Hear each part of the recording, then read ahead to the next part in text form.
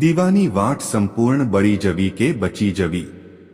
કુળદેવી આપે છે આ શુભ સંકેત। મિત્રો, સૌથી પહેલા જાણીશું કે પૂજા દરમિયાન તમને આંખમાંથી આંસુ, બગાસું કેમ આવે છે અને માથું ભારે થવું શું સંકેત આપે છે।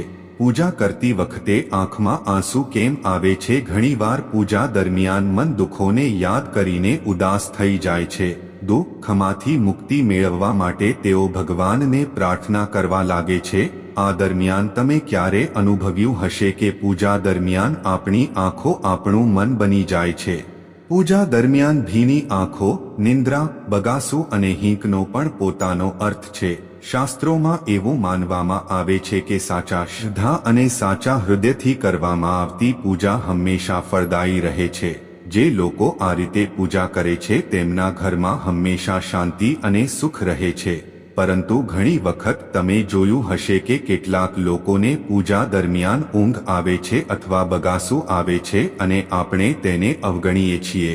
પરંતુ જો પૂજાના સમયે ઊંઘ અને બગાસું આવે છે તો તેનો અર્થ એ છે કે તે વ્યક્તિના મનમાં બે વિચારો ચાલી રહ્યા છે। તેનું ધ્યાન પૂજામાં નહીં પણ બીજે ક્યાંક હોય છે। આ પ્રકારની પૂજા શાસ્ત્રોમાં સ્વીકારવામાં આવતી નથી। આ પૂજાનું તમને કોઈ ફળ મળતું નથી। નંબર 1, બગાસું આવવું અથવા ઊંઘ આવવી। શાસ્ત્રો અનુસાર સાચા મનથી કરવામાં આવતી પૂજા હંમેશા ફળદાયી રહે છે। જો કોઈ વ્યક્તિને પૂજા દરમિયાન ઊંઘ આવે છે અથવા બગાસું આવે છે તો તેનો અર્થ એ છે કે તેના મનમાં બે વિચારો આવી રહ્યા છે। 2, નકારાત્મકતાનો સંકેત। એવું માનવામાં આવે છે કે પૂજા દરમિયાન બગાસું આવવું અથવા ઊંઘ આવવી એ પણ નકારાત્મકતાની નિશાની છે। જો તમે પૂજા દરમિયાન સૂઈ જાઓ છો તો સમજી લેવું જોઈએ કે તમારી આસપાસ કોઈ નકારાત્મક ઉર્જા હાજર છે। 3, આંસુ। શાસ્ત્રોમાં કહેવામાં આવ્યું છે કે જો કોઈ વ્યક્તિ પૂજા દરમિયાન આંસુ આવે છે તો સમજવું જોઈએ કે ભગવાન તમને કોઈ સંકેત આપી રહ્યા છે। આ સિવાય એવું માનવામાં આવે છે કે જો ભગવાન ભક્તની ઈચ્છા સ્વીકારે છે તો ખુશીથી આંસુ નીકળે છે। નંબર 4, ઉદાસીનો અનુભવ। એવું માનવામાં આવે છે કે ભગવાનને પોતાના વિચારો વ્યક્ત કરતી વખતે ઘણી વખત ભક્તો ભાવુક થઈ જાય છે। આ દરમિયાન એ સમજી લેવું જોઈએ કે કેટલાક આવા વિચારો તમારા દિલમાં છે જેને તમે સામે લાવવા નથી માંગતા। તેમને સામે લાવતી વખતે તમે ઉદાસી અનુભવો છો। 5, સ્વચ્છ મન। શાસ્ત્રોમાં કહેવામાં આવ્યું છે કે પૂજા દરમિયાન આંસુ આવવાનો સંકેત પણ મનની સ્વચ્છતા છે। આ દરમિયાન તે સમજવું જોઈએ કે તમે તમારા મનમાં પ્રવર્તતી અનિષ્ટો પર વિજય મેળવ્યો છે। મિત્રો, તમારા મનમાં પણ આ પ્રશ્ન ચોક્કસ આવ્યો હશે કે દીવાની વાત સંપૂર્ણ રીતે બળી જવી કે બચી જવી તેનો શું અર્થ છે? મિત્રો, આજે અમે તમારા બધા માટે ખૂબ જ મહત્વપૂર્ણ માહિતી લઈને આવ્યા છીએ। આજે આપણે દીવા સાથે જોડાયેલી કેટલીક એવી રહસ્યમય બાબતો વિશે જાણીશું જે દીવાને આપણે પૂજા કરતી વખતે અથવા તો મંદિરમાં પ્રગટાવીએ છીએ। મિત્રો, તમે તમારા ઘરના મંદિરમાં અથવા બહારના મંદિરમાં પૂજા ચોક્કસથી કરતા હશો। તમે પૂજા કરતી વખતે દીવો પ્રગટાવવાના નિયમને પણ જાણતા જ હશો। તમને ખબર હોવી જોઈએ કે જે દીવો તમે ભગવાનના કે માતાજીના નામે પ્રગટાવો છો તે દીવો કોઈ એવો સંકેત તો નથી આપી રહ્યો ને જેમ કે તમે જે દીવો સળગાવ્યો છે તે દીવાની વાટ સાફ બળી જાય છે કે નહીં, કે પછી તમે કરેલ ઘીના કે તેલના દીવાની વાટ અડધી બળેલી રહી જાય છે, અથવા તો મિત્રો તમારા દ્વારા પ્રગટાવેલ દીવાની વાટ પર કોઈ ફૂલ તો નથી બની રહ્યું અને તે દીવાની વાટ પર ફૂલ બનવાનો અર્થ શું છે? તેનો શું સંકેત છે? શું તમે જાણો છો કે દીવાની વાટનું સંપૂર્ણપણે બળી જવું અને બચી જવું એ કયો સંકેત દર્શાવે છે? શું આવા પ્રકારની ઘટના બનવી તે તમારા જીવનની બધી સમસ્યાઓ અને તકલીફો વિશે તો નથી સૂચવતી ને? કારણ કે તમે જે દીવો પ્રગટાવ્યો છે તે તેનાથી તો કોઈ સંબંધિત નથી ને? શું તમે પહેલાથી જ સળગતા દીવાના કોડાયામાં તો દીવો નથી પ્રગટાવતા કે પછી વધેલી દિવેટના ભેગી તો દીવો પ્રગટાવતા નથી? અને મિત્રો, તમારો પૂજાનો દીવો જૂનો છે કે નવો? તમે કેટલા વર્ષોથી એ દીવો વાપરો છો? શું તમારી પણ એવી આદત તો નથી ને કે થોડા દિવસો પછી દીવો બદલી દેતા હોવ? મિત્રો, આજે તમને જાણીને નવાઈ લાગશે કે જો તમે તમારા પૂજાના મંદિરમાં દીવો પ્રગટાવતી વખતે આ બધી ભૂલો કરશો તો તેનું પરિણામ તમારે ભોગવવું પડશે અને દીવાની વાટનું સંપૂર્ણપણે સળગી જવું કે પછી બચી જવું તે બંને અલગ અલગ સંકેતો આપે છે જેને જાણવું આપણા માટે ખૂબ જ જરૂરી છે।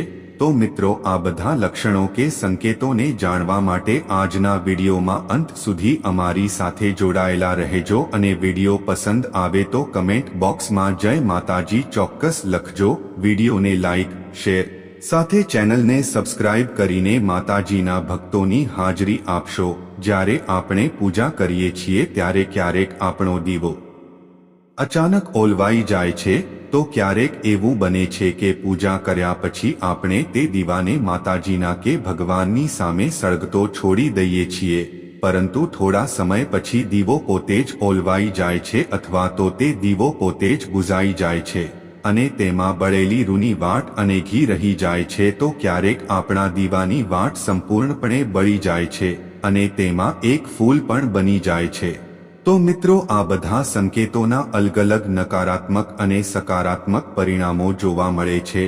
તો ચાલો મિત્રો પહેલા એ જાણીએ કે જો આપણે પ્રગટાવેલ દીવામાં ફૂલ બની રહ્યું હોય તો તેનો અર્થ શું થાય છે। વાલા મિત્રો જો આપણા દીવાની વાટમાં ફૂલ બને છે તો તેનો સીધો અર્થ એ છે કે માતાજીએ અને ભગવાને આપણી પ્રાર્થના સ્વીકારી છે અને તે આપણી પૂજાથી પ્રસન્ન છે અને તે વાટમાં બનાવેલા આ ફૂલ દ્વારા એ વાતનો સંકેત આપણને આપે છે। જો તમારા ઘરમાં દૈવી શક્તિઓ હાજર હોય કે દેવી દેવતાઓનો વાસ હોય અને તમારી સાથે તે પણ માતાજીની કે ભગવાનની પૂજામાં ધ્યાન કેન્દ્રિત કરે છે તો તમારા દીવાના પ્રકાશમાં એક કરતાં વધારે વાટમાં ફૂલ બને છે અને ક્યારેક સાથે સાથે તે જ્યોતમાં આપણને કોઈ ભગવાન કે દેવીનું સ્વરૂપ પણ દેખાવા લાગે છે। તો મિત્રો જો તમારા દીવાની વાટમાં ફૂલ બની રહ્યું હોય તો તમે ખરેખર ખૂબ જ ભાગ્યશાળી છો। આ સાથે જ મિત્રો તમારે દીવો પ્રગટાવવાના કેટલાક ખાસ નિયમો વિશે પણ જાણવું જોઈએ। જો તમે વાટને પહેલાથી જ પ્રગટાવેલા દીવામાં રાખો અને તેને પ્રગટાવો છો તો દુર્ભાગ્ય તમને ક્યારેય છોડતું નથી। જો તમે પહેલાથી જ પ્રગટેલી વાટ કે કાળાશની રાખ હોય કે દીવામાં અન્ય કોઈ વસ્તુઓ પડેલી હોય અને જો તમે તમારી વાટ તેમાં નાખીને તે દીવાને સળગાવી દો છો તો તે દેવી દેવતાઓ અને ભગવાન તમારા પર પ્રસન્ન થવાને બદલે તમારા પર નારાજ થાય છે અને તમને આના ખૂબ જ ભયંકર પરિણામો જોવા મળે છે। તમારું કામ બગડવા લાગે છે, તમારી તિજોરીમાં રહેલા પૈસા ખર્ચવા કે કોઈ કારણ વિના ઓછા લાગે છે અને તમને પૈસા મળવાના તમામ રસ્તાઓ પણ બંધ થઈ જાય છે। તેથી મિત્રો હંમેશા ધ્યાનમાં રાખો કે જ્યારે પણ તમે દીવો કરો છો ત્યારે તમારે હંમેશા સ્વચ્છ અને સાફ દીવો જ વાપરવો જોઈએ। મિત્રો કેટલાક લોકોને દર થોડા દિવસ પછી દીવો બદલવાની આદત હોય છે ત્યારે ગુરુજી કહે છે કે તમે જે દીવા વડે પૂજા કરો છો તેને ક્યારે બદલવો જોઈએ નહીં। તમે તે દીવાને સિદ્ધ થઈ જવા દો। જ્યારે કોઈ પણ દેવી દેવતાઓની સામે કે કુળદેવી માની સામે કે ભગવાનની સામે જ્યારે દીવો પ્રગટાવવામાં આવે છે ત્યારે તે દીપકમાં ભગવાનની સકારાત્મક ઉર્જા આવે છે અને જ્યારે પણ તમે તે દીવો પ્રગટાવો છો તો તમારું શરીર એટલે કે તન અને મન બંને શુદ્ધ થઈ જાય છે। તેથી જ્યારે પણ તમે દીવો કરો ત્યારે તમે દરરોજ તે દીવો સાફ કરો અને પછી જ એ દીવાને પ્રગટાવો। મિત્રો જ્યારે પણ તમે દીવો પ્રગટાવો ત્યારે તે દીવાને સાફ કરો અને વાટને તે જ દીવામાં સળગાવો અને આવું તમે જેટલી વાર દીવો કરો તેટલી વાર એટલે કે વારંવાર સાફ કરીને જ તે દીવાને પ્રગટાવો અને તે જૂના દીવામાં જ વાટને રાખીને સળગાવો। પરંતુ મિત્રો જો તમે ભૂલથી પણ તે દીવો બદલો છો તો પણ તમારી પ્રગતિમાં અવરોધ અને મુશ્કેલો કે તકલીફો આવી શકે છે। તેથી તમારે તમારો દીવો ક્યારેય બદલવો જોઈએ નહીં। જો તમે સતત 10 વર્ષ કે 20 વર્ષ સુધી એક જ દીવામાં વાટ પ્રગટાવશો તો આ તમારો દીવો સંપૂર્ણ રીતે સિદ્ધ થઈ જશે અને તમે તે દીવાનો ચમત્કાર પણ તમારી આંખોથી જોઈ શકશો। તમારા ઘરમાં પણ તેનો ચમત્કાર જોવા મળે છે। જો તમારા ઘરમાં કોઈ એવો દર્દી છે જે બીમાર છે અથવા જેનો તાપ ઉતરી રહ્યો નથી તો મિત્રો તમારે આ દીવાને થોડા સમય માટે એક વાસણમાં પાણી ભરીને રાખો અને હવે આ પાણી તે બીમાર વ્યક્તિને કે દર્દીને આપી દો. મિત્રો તમે જોશો કે તેનો તાવ 10 થી 15 મિનિટમાં જ ઉતરી જશે. આ સિવાય મિત્રો જો તમારા ઘરમાં કોઈને નજર લાગી હોય કે પછી તમારો વ્યવસાય સારો નથી ચાલી રહ્યો તો તમે તાંબાના વાસણમાં પાણી ભરીને આ દીવો પ્રગટાવી દો અને પછી બીજા દિવસે સવારે તમારા ઘર અને તમારી દુકાનમાં આ પાણીનો છંટકાવ કરો. આમ કરવાથી તમે તેનું સ્પષ્ટ પરિણામ કે ચમત્કાર જોશો. કારણ કે જ્યારે આપણે એક જ વસ્તુનો પૂજામાં સતત ઉપયોગ કરીએ છીએ ત્યારે તે વસ્તુ સિદ્ધ અને એકદમ પવિત્ર બની જાય છે. મિત્રો જો તમે તમારી પૂજામાં તેનો ઉપયોગ કરો છો તો તે વસ્તુમાં આપણે જે કોઈ ઈષ્ટ દેવી દેવતાઓને માનીએ છીએ કે કુળદેવતાને માનીએ છીએ કે પછી ભગવાનને માનતા હોઈએ મિત્રો તે દેવી દેવતાઓની દિવ્ય શક્તિ તેમાં સમાઈ જાય છે. એટલે જ મિત્રો ક્યારે પણ તમારા મંદિરના બદલવાની ભૂલ ના કરો. જો તમારા મંદિરનો દીવો ખરાબ થઈ ગયો હોય કે ખંડિત થઈ ગયો હોય અથવા તૂટી જાય તો જ તમે તે દીવાને બદલી શકો છો. પરંતુ તેમ છતાં મિત્રો તમે તે દીવો ફેંકશો નહીં અને તેને સુરક્ષિત રીતે તમારા ઘરમાં રાખો કારણ કે તેમાં તે દેવી દેવતાઓની અને ભગવાનની દિવ્ય શક્તિનો સકારાત્મક ઉર્જાનો સ્ત્રોત રહેલો હોય છે જે એક અમૂલ્ય ભંડાર છે. હવે મિત્રો આપણે તે પણ જાણી લઈએ કે જો તમારા દીવાની વાટ પૂરી રીતે બળી નથી અને તે વાટ અડધી દીવામાં જ પડી રહી છે તો તેનું શું પરિણામ આવે છે. તો મિત્રો સૌથી પહેલા જુઓ કે તમે કોઈ વૃક્ષ કે છોડની પૂજા કરો છો અને તે પૂજામાં પ્રગટાવવામાં આવેલો દીવો પૂરેપૂરો બળતો નથી અથવા તો તે દીવાની વાટ અડધી તેમાં જ પડી રહે છે તો તેના કારણે તમારા ઘરમાં ભયંકર બીમારી અને રોગો ઘર કરી જશે અને આ રોગ તમને ક્યારેય છોડશે પણ નહીં. તેથી જ્યારે પણ તમે કોઈ ઝાડ નીચે કે મંદિરમાં દીપકને પ્રગટાવો છો અથવા જો તમે કોઈ છોડ અથવા મંદિરની બહાર કોઈ જગ્યાએ પૂજા કરો છો તો ધ્યાન રાખો કે તે દીવાની વાટ સંપૂર્ણપણે બળી જવી જોઈએ અને તે દીવાના વાસણમાં કોઈ પણ વસ્તુ બાકી ન રહેવી જોઈએ. કારણ કે જો ત્યાં દીવો અને તેની વાટ સંપૂર્ણ રીતે સળગી ગઈ હોય તો તેની સારી અસર તમારા સ્વાસ્થ્ય પર પડે છે તેમજ તમારા ઘરના મંદિરમાં જો વાટ સંપૂર્ણ રીતે સળગતી નથી જો પૂજા દરમિયાન દીવો વારંવાર ઓલવાઈ જાય છે તો તમારા ઘરમાં ચોક્કસપણે નકારાત્મક ઉર્જાનો વાસ છે અને તે તમારા ઘરની પૂજામાં સંકટો કે વિઘ્નો ઉત્પન્ન કરવાનું કામ કરે છે.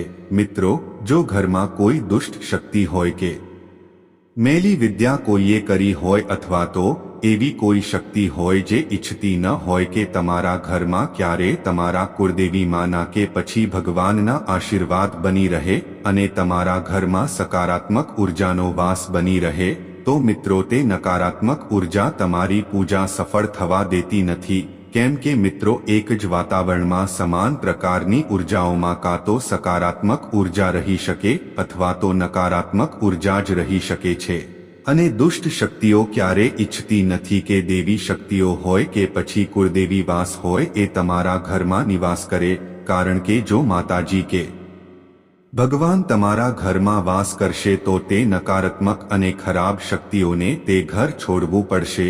તેથી જ મિત્રો અશુભ અને નકારાત્મક શક્તિઓ આપની પૂજામાં અવરોધો તેમજ સંકટો ઊભા કરે છે અને તેના પ્રભાવથી આપણો દીવો વારંવાર ઓલવાઈ જાય છે અથવા આપણો દીવો સંપૂર્ણપણે બળતો નથી. તો મિત્રો આ બધાથી બચવા માટે તમારે શું કરવું જોઈએ? આ માટે મિત્રો તમારે સાચા હૃદયથી તમે જે કોઈ પણ ઈષ્ટ દેવી દેવતાઓને માનો છો કે ભગવાનને માનો છો તેઓનું તમારે સ્મરણ કરવું પડશે અને જ્યારે પણ તમે દીવો કરો છો ત્યારે સૌ પ્રથમ કુળદેવી માને પ્રાર્થના કરો કે તમારી આસપાસ જે પણ નકારાત્મક ઉર્જા છે તે તમારાથી દૂર રહે અને તેમની કૃપા તમારા ઉપર બની રહે.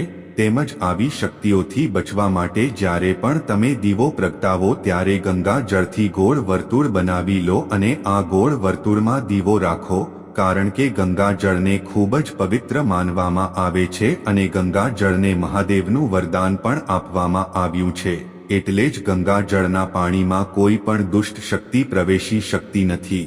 તેથી ગંગાનું પાણી ક્યારેય બગડતું નથી અને ગંગા જળ દરેક પ્રકારની ઉર્જાને સકારાત્મક ઉર્જામાં પરિવર્તિત કરે છે અને જો તમે ગંગા જળથી બનેલા ગોળ વર્તુળમાં દીવો રાખશો તો તે તમારી પૂજામાં કોઈ પણ પ્રકારની મેલી વિદ્યા કે પછી ખરાબ શક્તિની અડચણ નહીં આવવા દે અને કોઈ નકારાત્મક શક્તિ તમારા દીવાને ઓલવી શકશે નહીં અને તમે નિસંકોચ તમારી પૂજા કરી શકશો અને દૈવી શક્તિઓ હોય કે કુળદેવી માતા હોય તેઓ પણ તમારા જીવનમાં તેમની હાજરીનો અહેસાસ તમને ચોક્કસ કરાવશે. તમને પોતાને એવું લાગશે કે માતાજી હાજરા હજુર જ છે. તેમજ મિત્રો, માતાજીના અને કુળદેવી માના આશીર્વાદ તમારા ઉપર બન્યા રહેશે.